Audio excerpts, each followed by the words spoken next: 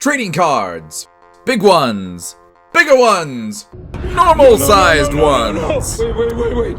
Trading cards.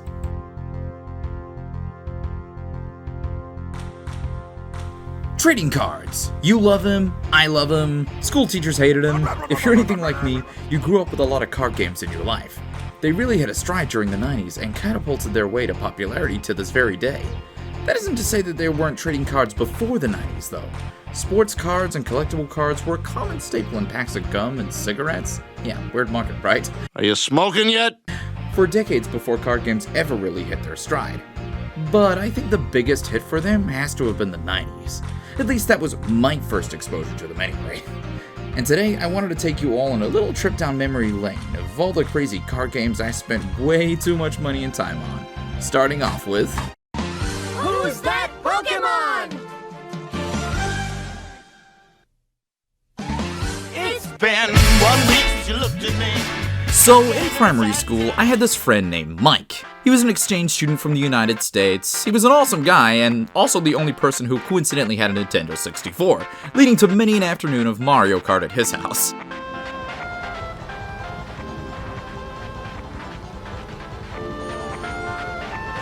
Aside from Mario Kart though, Mike introduced me and my friends to the Pokémon trading card game, which at this stage was still only in its base set, with the jungle expansion just around the corner.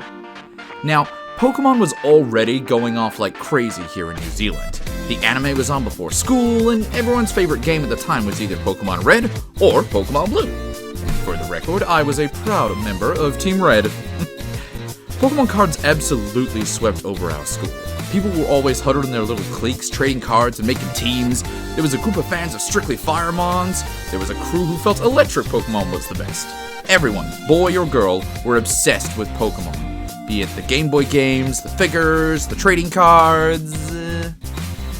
But I need to make a confession. I was only 8 years old when Pokémon went big, and while reading the attacks on the cards were really cool and collecting my favorite Pokémon was a lunchtime obsession for me, I never really played the card game much. It's not that it was too advanced or anything. Even now, all these years later, the rules for the Pokémon TCG haven't even really changed. It's just, well, we were kind of stupid. And just really liked to covet our favorite shiny cards more than anything. Also, on the off chance you're watching this, Conrad, I never forgot you promised to trade me one of your shiny Charizards, but you never did!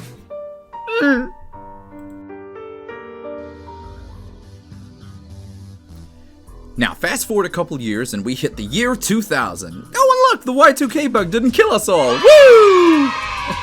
I'm an intermediate at this point, and a new anime fresh off Japan is absolutely dominating television sets. And of course, like any big franchise of the time, comes a trading card game tie-in, as is a custom. This time courtesy of Score, a company that hadn't made any form of trading card game, but hot damn was its stylish design cool. The game and show I'm of course talking about is Dragon Ball Z.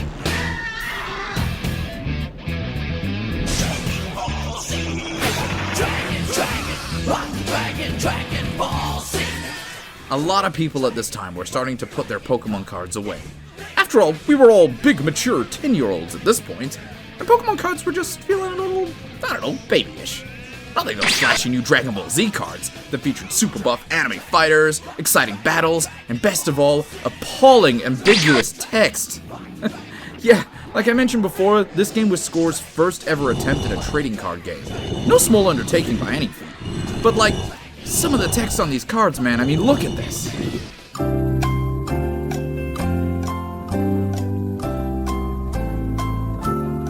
Like, what is this? What is happening with this card? Its description kind of implies it's an ally, right? Only it's not. This is what an ally card looks like. This isn't just me picking on one card to bully though. This is true for so many cards in both the base set and its first expansion, the Frieza Saga. And while I mentioned before with Pokemon, this one would be another card game where I'd choose to collect it rather than actually play it as a trading card game. Only I'm not calling younger me stupid for this one. These cards are absolutely bamboozling. Ironically though, looking back on it now, I really have done a 180 on the early Dragon Ball Z cards, and I've slowly actually tried to collect a few of them that I have really fond memories of. I even made a little display of them on my wall. Look at this. Isn't that nice? But even the mighty Dragon Ball Z card game would be dwarfed by the next card game, which has remained a powerhouse to this very day. You can probably already guess which card game I'm talking about.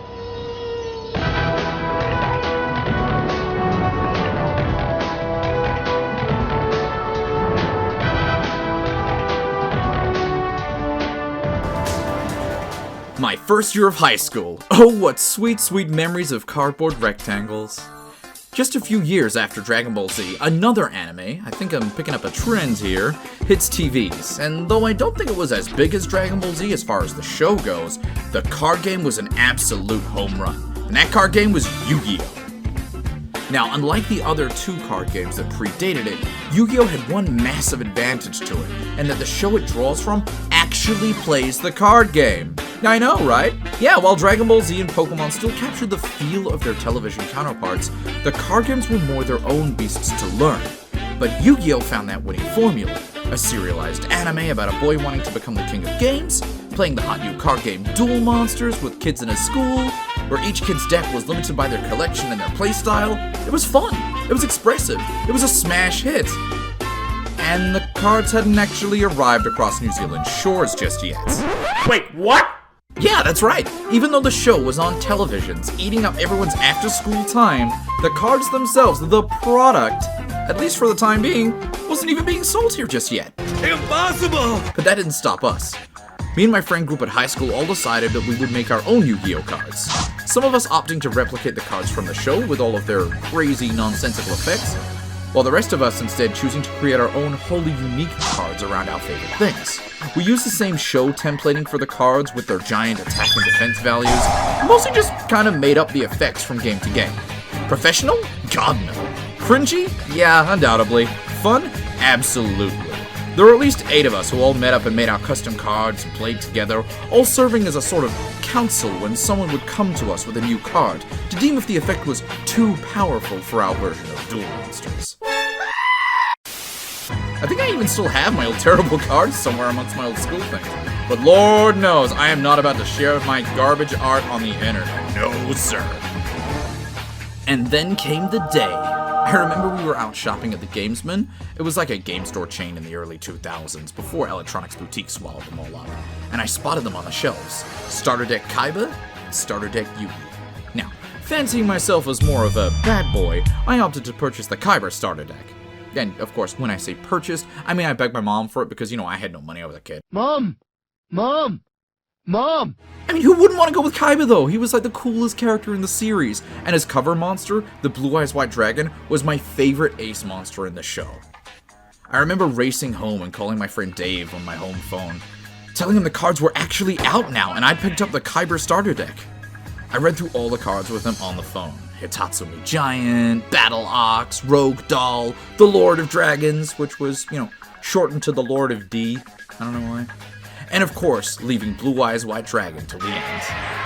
He vowed he would pick one up as well, and we would start trading and dueling every single break we had in school. Looking back on it, Yu-Gi-Oh! Helped me meet some of my best friends in life, honestly. And I played the game for years and years, even managing to make the top 16 in one of the New Zealand Nationals.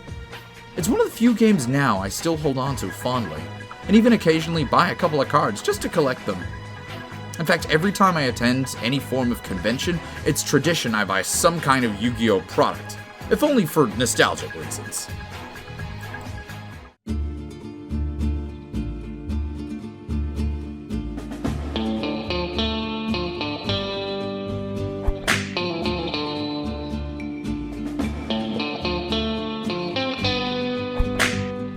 While Yu-Gi-Oh! Was the biggest card game I'd ever committed to up until this point, that doesn't mean it was the only card game I'd be dipping my paws into. You see, I was quite the promiscuous card game nerd. Sure, Yu-Gi-Oh! Was still my main card game of choice, but that didn't mean I wouldn't give other card games a little attention here and there. You know, Duel Masters, the Naruto card game, the World of Warcraft card game, Shaman King, UFS, hell, I even tried the Neopets card game. Remember Neopets? Yeah? Okay, but do you remember the Neopets card game? Yeah, exactly. My best friend Jamie and I had decided that we would try every single card game in our quest to learn them all, to attain the true title of the King of Cardboard. And while we didn't find any game that outright dethroned Yu-Gi-Oh!, we still had a ton of fun trying. Later years had us trying Dot Hack, Cardfight Vanguard, the Kingdom Hearts card games. We came back to Duel Masters when it got its new rebranding as Kaijudo. But Yu-Gi-Oh would still remain for over a decade as the big game on campus. Well, that is until...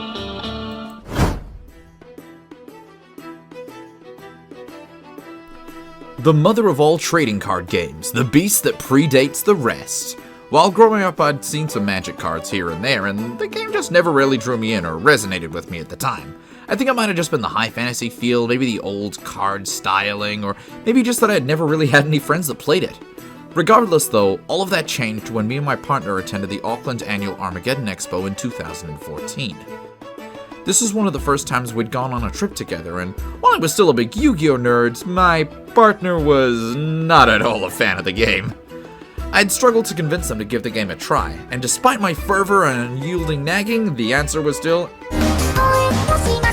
However, while we were walking around the expo, something caught their eye. Hey, we should learn how to play Magic.